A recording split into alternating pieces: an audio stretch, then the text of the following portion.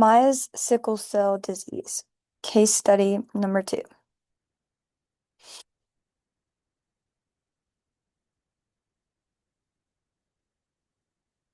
Maya is an African American girl. She is 15. She suffers from tiredness, shortness of breath, and excruciating arm and leg pain. She has regular absences from school.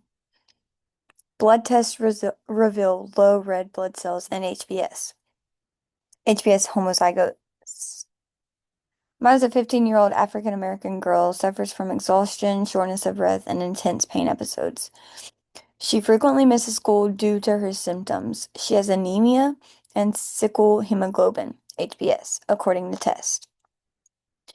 She inherited 2 copies of the sickle cell gene, which is what caused her symptoms, according to genetic testing. An explanation of mutations. Mutation in the beta globin HBB gene. A to T is a single DNA base change. Change in amino acids is glutamic acid to valine. Causes the formation of hemoglobin S. A single mutation in the HBB gene causes sickle cell disease. Valine replaces glutamic acid in the hemoglobin protein as a result of this mutation, which alters one DNA base. The hemoglobin forms aberrant structures known as hemoglobin S as a result of this minor alteration. Here's a normal red blood cell. Here's a sickle cell. It also causes stiff and sticky sickle cells, which get stuck. The effect on hemoglobin function. Low oxygen causes HbS to maximize. Sickle-shaped red blood cells are produced. It stops blood flow, resulting in organ damage and pain.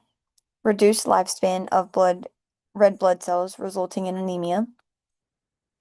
When oxygen levels fall, hemoglobin S clumps together, giving red blood cells a sickle-like rigid shape. These sickled cells cause organ damage and pain by obstructing blood vessels. Additionally, they degrade more quickly, which causes anemia. More sickle cell disease complications include stroke, central nervous system disease, acute widespread chronic pain, jaundice, kidney disease, and cardiopulmonary disease. Inheritance. How Maya got sickle cell disease. The inheritance pattern for sickle cell disease is autosomal recessive. Although they do not have sickle cell disease, Maya's parents most likely each have one sickle cell gene. Maya had the disease because she received one mutated gene from each parent. The Punnett square illustrates this as 25% of kids are born with 2 sickle genes. It's recessive autosomal inheritance. Both parents carry the HbAs gene. Maya received it from both of their parents, both of their genes.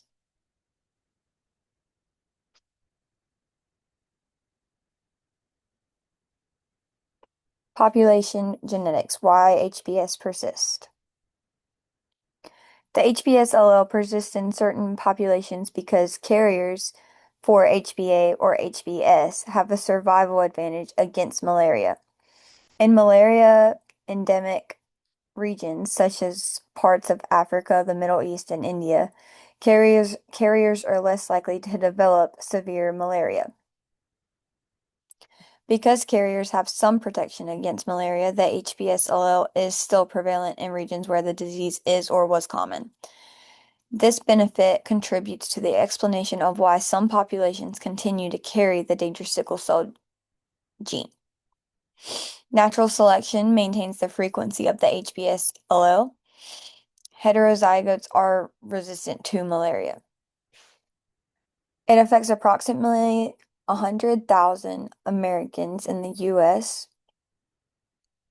It occurs about 1 out of every 16,300 Hispanic American births and about 1 out of every 365 Black or African American births and about 1 in 13 Black or African American babies are born with sickle cell trait.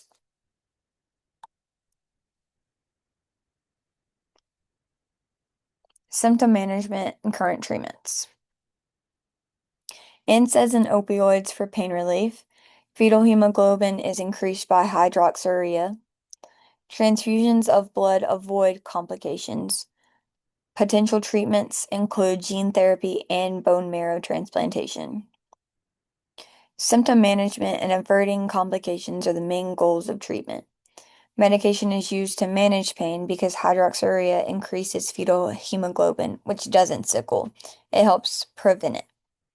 In severe cases, blood transfusions are used and a bone marrow transplant may be able to help. Gene therapy emerges curative treatment.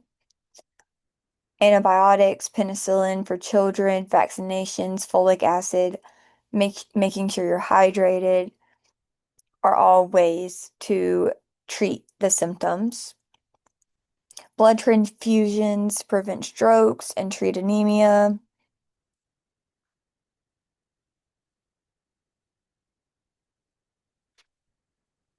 Ethical considerations, genetic screening. Widespread genetic screening for sickle cell disease has both benefits and ethical concerns. The benefits include better care, early diagnosis, and well-informed decision making. Also including they can make informed reproductive choices, the parents can. It reduces healthcare burden in high-risk populations, and early detection allows life-saving interventions. The concerns are discrimination in access, privacy, consent, and stigma.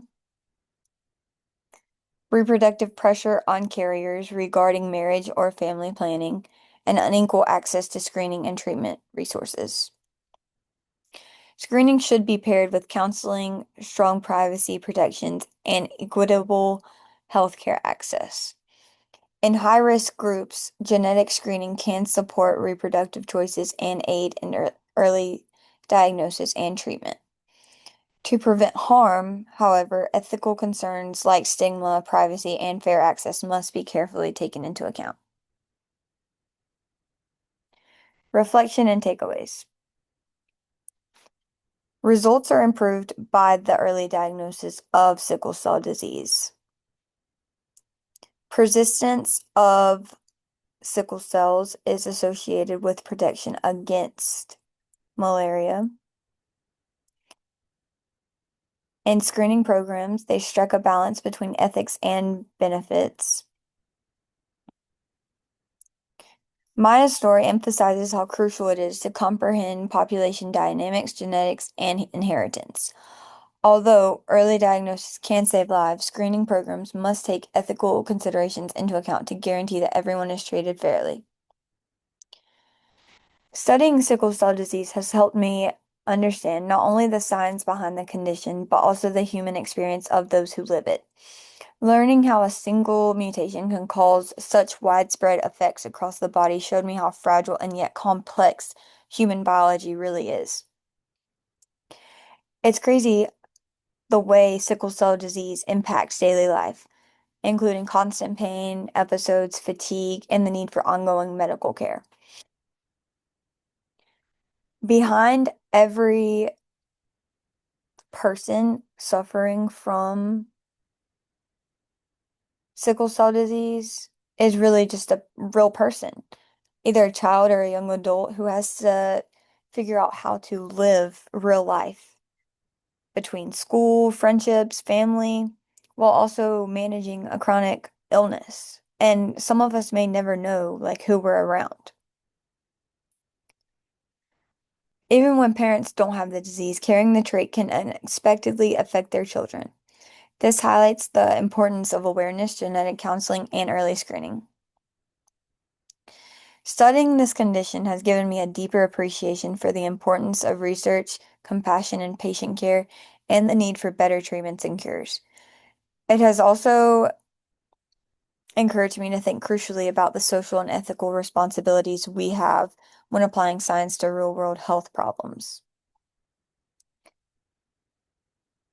These are my references on my research on the sickle cell disease and Maya's story to help me understand more and better.